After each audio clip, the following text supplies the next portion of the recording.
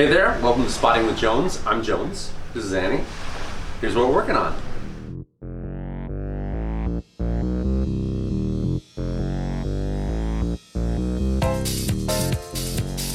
We're going to continue our contortion series with the middle splits. So we did the front splits. If you haven't done the front splits yet, go check that out first. And then we'll continue with the middle splits. When you do partner stretching, you're going to get more flexible, faster, more effectively, but make sure you do a good warm-up first, and always remember to breathe deeply, relax your face, and communicate. The person who's being stretched is always the one to say more pressure, less pressure, and then the spotter will always acknowledge their request, okay? All right, so let's get started. Okay, so after you've warmed up, you can use blocks or no blocks depending on your practitioner's flexibility. And we'll start in a straddle stretch position. We're gonna do a series. We'll hold each position about a minute.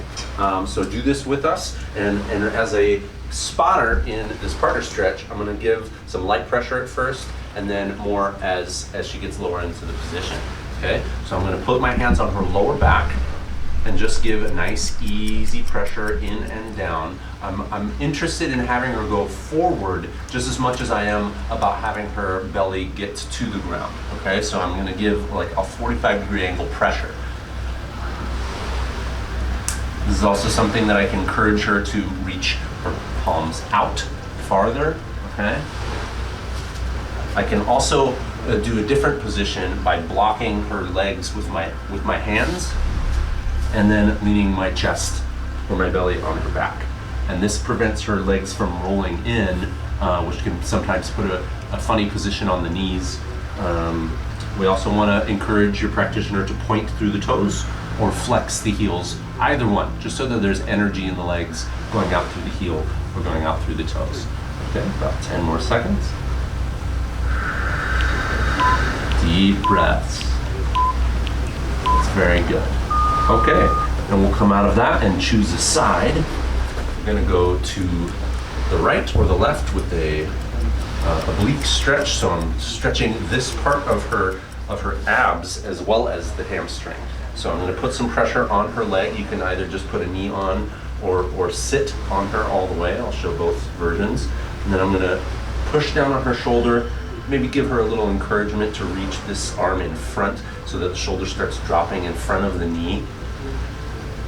And then a little pressure on the rib cage. That's very nice. Another version of this is that I can sit fully on her thigh and then twist her in the direction of the stretch, and then lean in with my rib cage on her rib cage. So it makes it a little more intense. And we've got about 10 more seconds left in this position. Very nice deep breaths. And come on out, go to the other side. One arm over the top. And I'll show both spotting positions on this. We don't want this hip to come off the ground. We want to keep that hip square as I then stretch and reach her torso just as much as I'm reaching her leg in this position.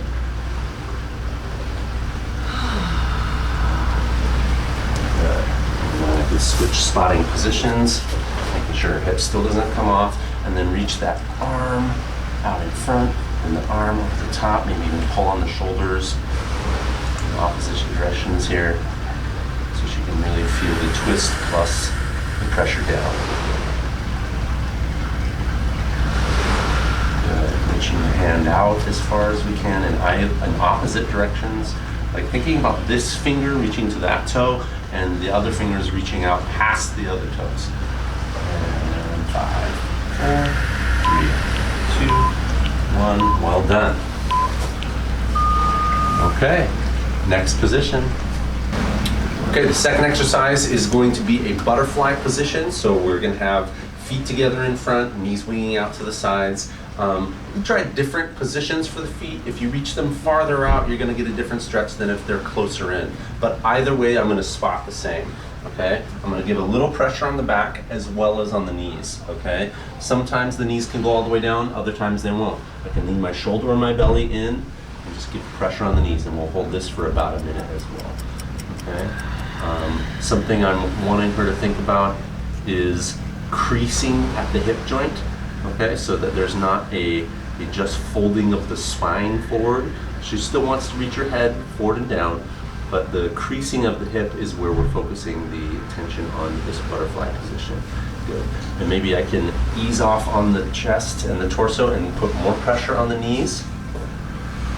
And then I'll alternate. I'll let go of the knees a little bit and put more pressure on the chest and torso.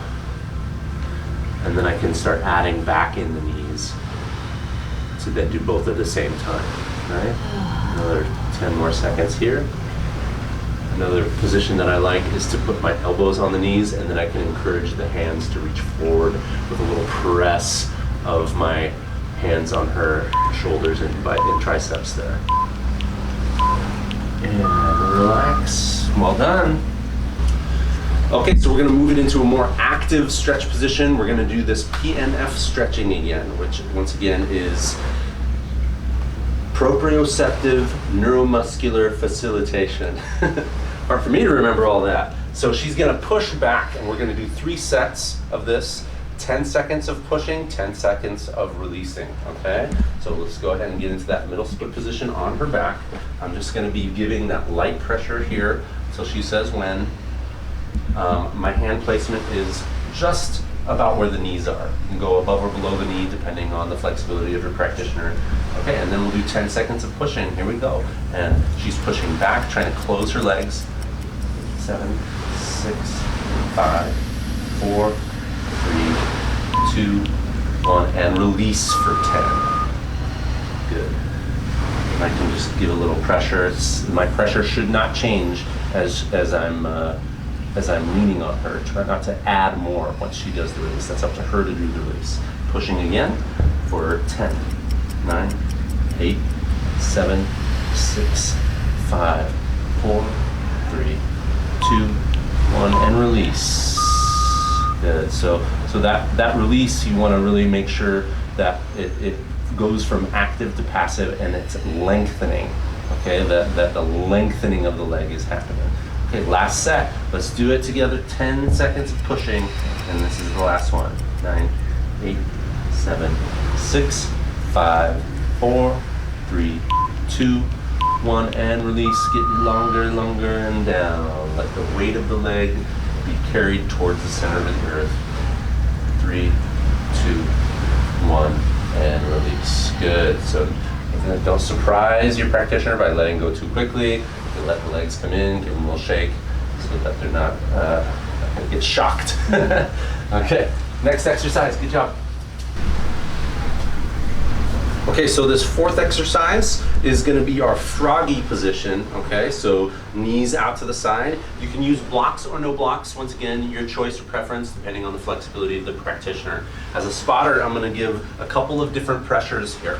Okay, not just pressing down with all my weight. Okay, you can press down lightly on the back of the hips. This gives some opening pressure. Okay, but then I'm also going to make adjustments on the opposite legs. Okay, so this one I'm going to lift up on the foot, just kind of feeling the hip rotators bend a little bit in the hip socket. Also lifting up on the knee. Okay.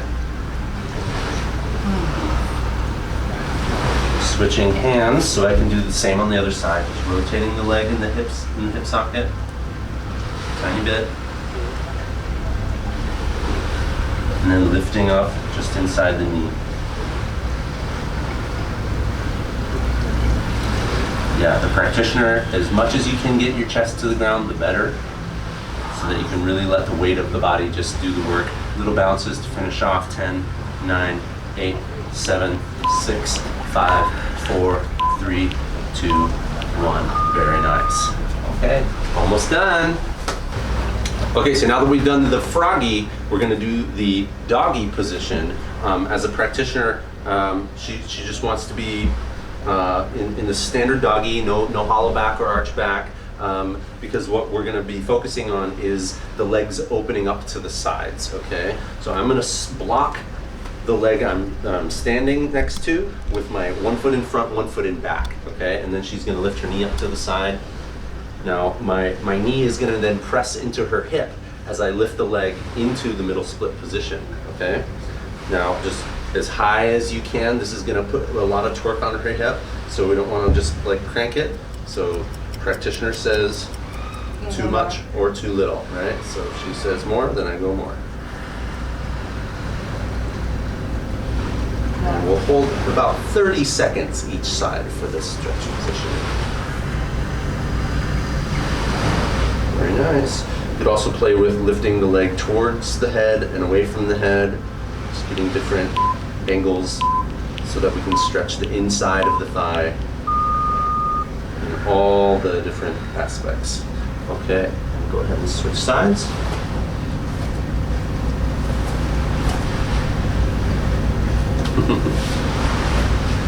And remember to block the leg on the inside and then one on the outside, okay? And legs lifts up to the side. And 30 seconds of lifting in doggy.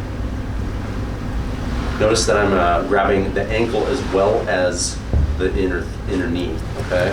Now this is gonna give her leg the encouragement to stay straight. I'm also gonna maybe remind her that she has toes every now and then. Okay. And then I'm pressing with my knee into the back of her hip and just pulling that leg in closer to me. And she's just opening it up. Remember to go towards the head and away from the head a little bit. And 5, 4, 3, 2, 1, and release. Okay, very good. Now we do the full expression of the middle split in a spotted way. I'll show you different ways to do that. Okay, so you're gonna just have your practitioner drop into the middle splits as far as they can go. Okay, remember that you're wanting to rotate your feet so that the side of your foot is flat on the ground. Now from here, we'll do a minute, okay? And I can give little pressures, just do little tiny bounces starting on the back of the hips, kind of like we did with the Froggy stretch, okay? So not a lot of pressure. You don't want to give them so much pressure where it's gonna kill, but a little pressure to give them encouragement of letting those hips drop. Then we can do a couple of over split exercises. So once again, one hand on the inside of the knee, one hand on the ankle, and I can just lift this leg off the ground.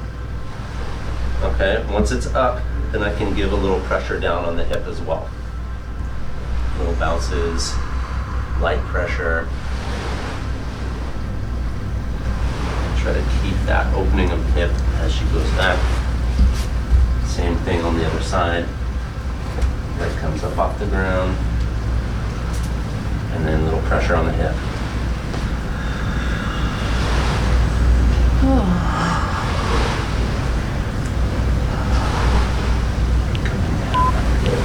5, 4, 3, 2, 1, and you're done. So now that you've done your middle split exercises, we got a couple of pointers just to have you practice middle splits more on your own. Chest down is a great variation, but we could also practice chest up. So the practitioner can lift the chest on their own. As a spotter, I can help them get the position and they can practice balancing here on their own with the finger spot.